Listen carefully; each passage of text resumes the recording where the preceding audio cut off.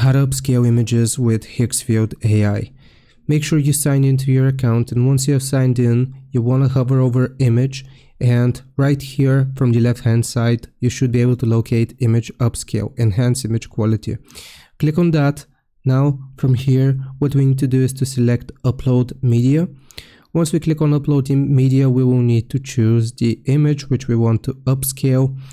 And once it has been uploaded, then you will see the scale factor here. You can do ×1 up to ×8 in this case. And also you have the advanced options or settings here. You can do presets, and you have sharpness and denoise as well. You can also enhance the face by clicking on this button. And also I forgot to mention the model. You have Topaz Generative and Topaz, the main one for general purposes.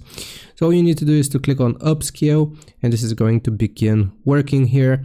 It's going to be in queue, and after a little bit it is going to be progressed, and once this completes you will get your upscaled image.